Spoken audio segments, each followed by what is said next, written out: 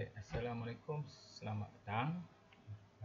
Jumpa kita lagi dalam kuliah PDPR minggu yang ketujuh bagi slot yang kedua, Diploma Teknologi Kimpalan DMB 3113, proses fabrikasi logam, metal fabrication process.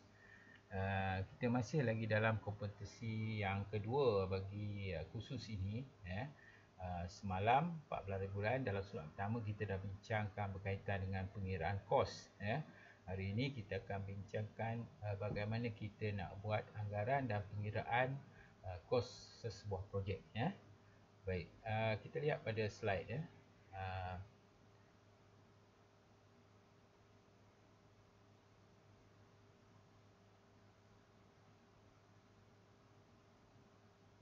Kalau kita lihat pada slide, kita tentukan slide yang ni.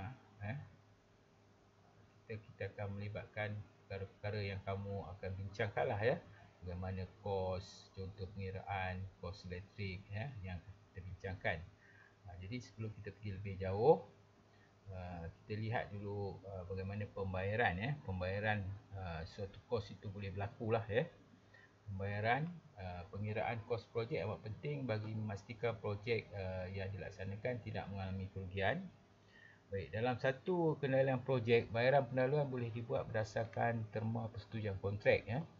Bayaran pendahuluan projek ini boleh dibuat contohnya 15% daripada jumlah kos projek.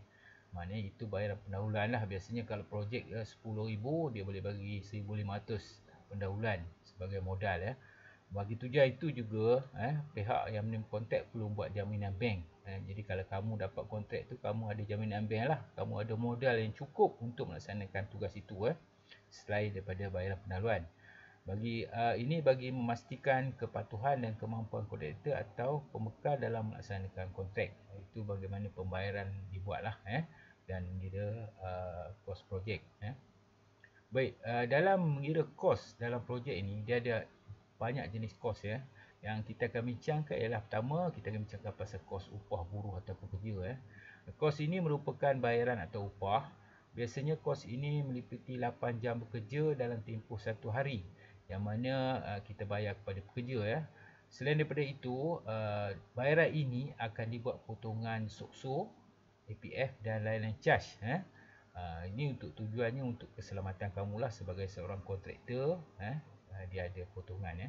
Kita boleh kategorikan kepada 3 bahagian kos-kosnya. Kalau pekerja pembinaan, kalau 20 orang pekerja binaan, ini melibatkan 20 orang pekerja binaan. Maksudnya kalau dalam pekerja binaan, dia 20 orang, kita kena buat pembayaran secara potongan. Kemudian bagi operator logi dan mesin, 15 orang operator, dia boleh kategorikan, kita laksanakan bayaran upah ni, potongan SOKSO, APF dan charge. Dan bagi kerja pemasangan melebihi 6 orang. Ini jumlah minima.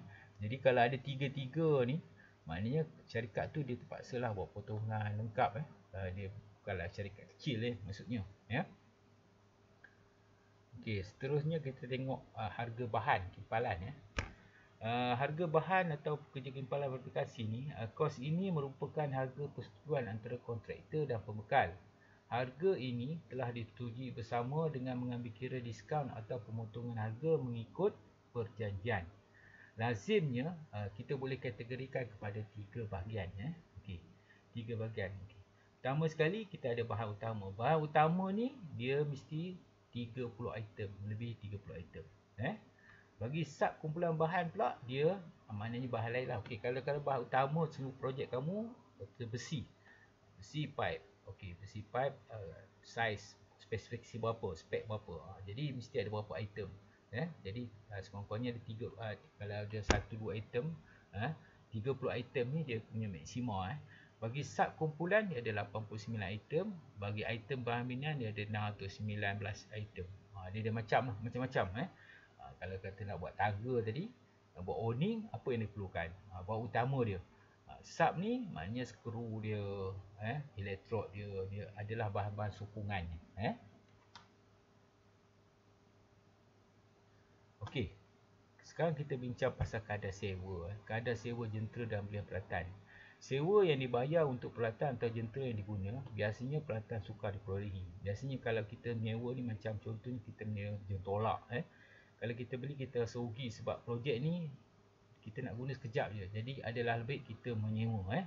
Itu bezanya antara kita beli ni, kita sewa dan kita belian. Sewa yang dibayar atau peralatan atau jentera yang diguna, biasanya peralatan sukar diperolehi, mahal dan mempunyai kepakaran tertentu. Contoh bahan yang disewa seperti menyewa premis kedai, peralatan pengujian yang mahal harga serta memerlukan kepakaran spesifik. Manakala bagi pembelian peralatan pula ialah alat yang mempunyai nilai serta boleh guna dalam jangka masa lama. Contohnya kita beli lori. Lori ni kita akan guna. Contohnya kita nak bekalkan kita buat pemasangan aircon. Jadi kalau kita buat pemasangan aircon, kita nak mengangkut peralatan aircon semua, kita memerlukan peralatan lah, pengangkutan yang khas. Jadi kalau kita gunakan, kita beli lori, dia memudahkan, dan lori ni kita boleh guna dalam jangka masa yang lama. Itu bagi kos kadar sewa dan jentera. Kemudian yang agak rumit sikit adalah kos elektrik, air dan lain-lain kos. Walaupun kita nampak kos penggunaan elektrik ni kecil, penggunaan air ni kecil, tapi dia penting. Sebab dia boleh menyebabkan kita mengalami kerugian kalau kita tak kawal. Kos penggunaan elektrik dan kos penggunaan air adalah tanggungan kontraktor atau pembekal. Dalam sesuatu projek, penggunaan kedua-dua komponen kos ini boleh menyebabkan kerugian jika tidak dikawal dan diselia dengan baik. Lain-lain kos yang terlibat adalah seperti kos logi, dan penggunaan logi boleh dibuat secara logi ni maksudnya kita boleh beli contohnya kita boleh beli mesin je tu, mesin pembancuh simen. Kita boleh beli dalam 3 keadaan. Pertama sekali kita buat belian, pemilikan. Kaedah ini memerlukan modal asas tinggi. Walau bagaimanapun penggunaan jangka masa panjang boleh memberi pulangan yang baloi. Kalau kita beli contohnya mesin kimpal, mesin kimpal Miller yang 250 AC/DC tu harganya sekarang ni lebih kurang 30,000. Jadi kalau kamu menyewa, kamu buat kerja kimpalan, tapi rugilah kalau kamu menyewa, kamu terpaksa bayar sewa setiap kali kamu nak guna. Jadi kalau kamu beli 30,000 tu, dia jadi milik kamu, dan kamu boleh selenggara dengan baik lah. Kalau kita menyewa tadi, selain daripada kita guna tadi, kita beli, kita sewa, kaedah ini dapat mengurangkan kos selenggara. Memanglah, bila kita tak beli, kita sewa, rosak kita hantar balik kat dia. Tapi dari jangka panjangnya agak merugikan lah. Dia menggunakan, walau bagaimanapun ia hanya sesuai bagi penggunaan pada kadar yang minima sedikit lah. Contohnya macam saya kata tadi, pekho kita nak kerut lubang tu sekali je. Kalau kita nak beli, kita tak guna seterusnya kan, jadi agak merugikan. Kaedah yang ketiga, kaedah pajakan. Kaedah ni biasanya kita boleh kurangkan kos bulanan kita lah. Peralatan ni kita pajak dan milik orang yang kita beli. Setelah pembayaran selesai, barulah dia jadi hak milik kita. Itu kaedah pajakan. Jadi pembelian logi ni kita boleh buat dalam 3 keadaan. Satu, kita beli. Kedua, kita sewa. Dan ketiga, kita pajak. Jadi pembelian ni kita perlu keluarkan modal overhead sekaligus lah. Itu bezanya dengan pajakan. Pembelian dengan pajakan ni hampir sama, tapi ada terma perjanjian yang berbeza yang boleh menguntungkan kedua-dua pihak lah. Okey, faktor pemilihan dalam pemilihan jentera. Kita ada beberapa faktor dalam kita memilih jentera untuk kita gunakan untuk kerja-kerja kontrak yang kita laksanakan. Pertama sekali kita perlu lihat dari segi keupayaan peralatan melaksanakan kerja. Keupayaan mesin atau peralatan itu melaksanakan kerja. Yang kedua, peralatan ataupun jentera yang kita pilih itu dia boleh memberi kita pulangan maksimum. Pulangan maksimum maknanya pulangan yang paling tinggi lah, keuntungan kepada kita.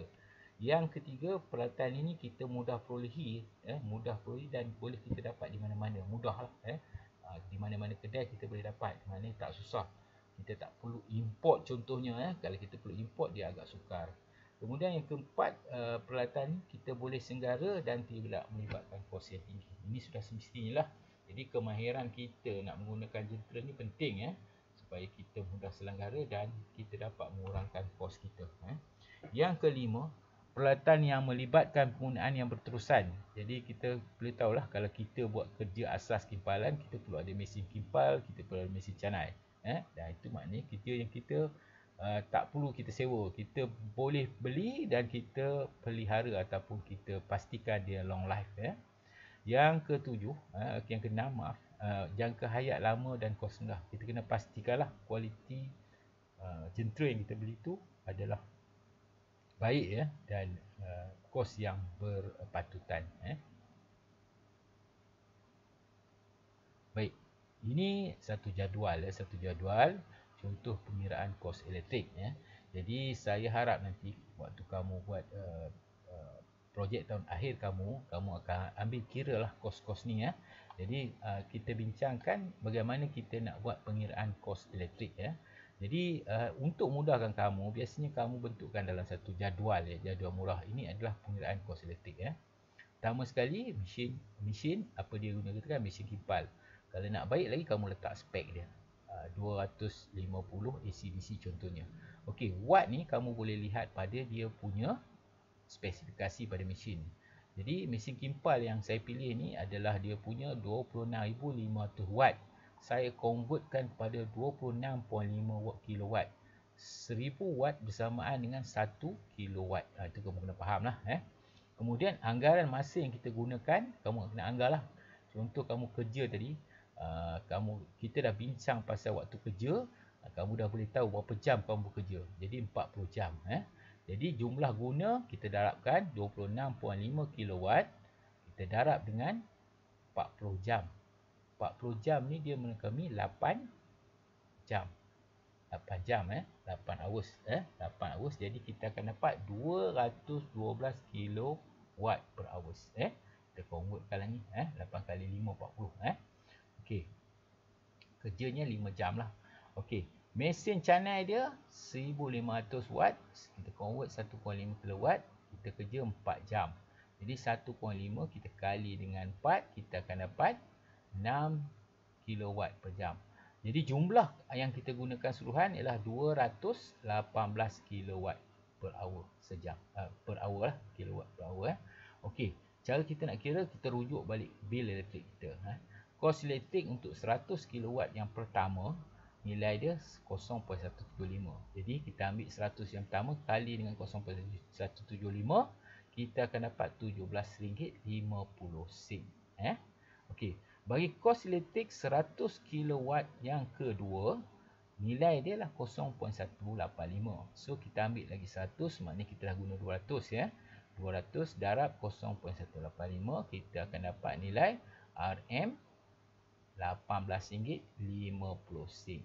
RM18.50. Betul Betul. Okey. Jadi kos elektrik yang ketiga pula, 100 kilowatt ketiga, kita guna tadi tinggal baki 18 lah. Darab dengan 0.33, RM5.94. Jadi total ketiga-tiga ni kita akan dapat jumlah kos elektrik kita adalah RM41.94. Jadi itu paling mudah kita nak buat pengiraan kos elektrik. Jadi saya harap kamu faham, kamu boleh guna data ni untuk kamu spesifikkan kos elektrik kamu dalam kerja projek tahun akhir kamu. Okey. Ini kita katakan yang sebelum ni kita bincang pasal bill of material, BOM, bill of material. Jadi saya tak letakkan banyak. Jadi kamu spesifikkan dalam bentuk jadual dalam bentuk jadual. Ini katakan BOM, peralatan yang kamu gunakan, sub tadi sub maknanya item-item sokongan yang kamu gunakan. Satu elektrod saiz E6013, saiz 2.5, harga seunit RM50 sekilogram. Kita guna beli, contoh kamu beli 100 kilo. Jadi jumlah dia 5,000. Ada catatan ni jenama Aisyah. Okey. Roda pencanai RM50 per dozen. Kita letak RM. Pasti ingat kalau harga seunit letak RM. Kita dah tahu RM50 sedozen. Kita perlu 20 dozen. 20 dozen jumlah kita beli 1,000. Jenama SPK macam tu. Okey, jumlah yang kita beli untuk ni RM6,000. Okey, itu RM6,000. Jadi elektrik tadi lain, bill of material lain. Mungkin ada kos-kos lain ya. Okey. Kalau kos bahan, ini contoh satu kos bahan lah untuk 100 projek. Nanti saya ambil contoh. Dia ada bill, dia ada bahan, dia kuantiti, kos unit, jumlah kos. Di mana-mana pun kamu letak, mesti dalam proses dalam bentuk ini. Ini contoh lah, contoh yang kamu boleh gunakan ya. 1 unit skeping, kos unit 110 jumlah dia. Ini kita namakan bill of material. Ini untuk kos bahan untuk 100 unit projek. Dia dah ambil kira lah. Jadi kamu nak buat satu projek, maknanya kalau projek kamu satu pun dah nilai dia 800, maknanya kalau 10 dah 8,000, mahal lah. Jadi kamu kena ambil kira kos bahan ni. Penting lah. Dan di bahan ni, baiknya kamu letakkan spek dia. Size dia, spek dia. Okey. Okey. Bila kita dah selesai, kita dah buat jadual, kos bahan, kos upah, kos elektrik, kos air, kita bolehlah buat pengiraan anggaran keseluruhan kos kita. Kos bahan yang perlu dibom, bill of material tadi, kalau sebut bill of material tu bom. Ingat, bill of material. Kos bahan RM6,000, kos elektrik RM41.94, kos air RM5, anggaran tadi saya buat. Kos pengujian RM30. Okey, jumlah kos ni kita campurkan semua. Jadi hasil daripadanya kita dapat kos untuk produk ini bernilai RM6,079.98. Itu bagaimana kamu nak buat anggaran kos. Jadi step yang saya bincang dengan kamu ni adalah step yang kamu boleh gunakan dalam kerja ataupun panduan kamu dalam membuat penulisan projek tahun akhir kamu. Okey, untuk tugasan kamu pengiraan kos ni, kalau kita lihat balik pada objektif ialah untuk mengira kos bahan, kos upah, kos overhead dengan betul dan tepat. Dia juga ialah pengiraan kos pengeluaran projek dan kos pengeluaran seunit projek dengan betul dan tepat. Dan kita boleh aplikasikan cara pengiraan kos ni dalam dokumentasi kerja khusus kamu. Penulisan kamu lah maksudnya. Ini saya ambil daripada ni pengiraan kos objektif. Okey, sebagai tugasan kamu untuk memudahkan kamu, anda terlibat dalam melaksanakan satu tugasan projek tahun akhir. Jadi sediakan satu jadual anggaran kos bagi projek yang akan anda bina berdasarkan kefahaman anda setelah mengikuti kompetisi ini. Jawapan anda hendaklah dicatatkan di dalam ruangan jawapan kertas dan hantar melalui WhatsApp setelah waktu kuliah selesai. Jadi saya nak kamu buat anggaran kos kamu, melibatkan kos bahan, kos elektrik, kos air, kos upah, ataupun lain-lain kos yang ada. Jadi kamu boleh buat atas selai kertas, kamu snap gambar, kamu hantar pada saya. Jadi saya harap kamu boleh faham apa yang kita bincangkan hari ini.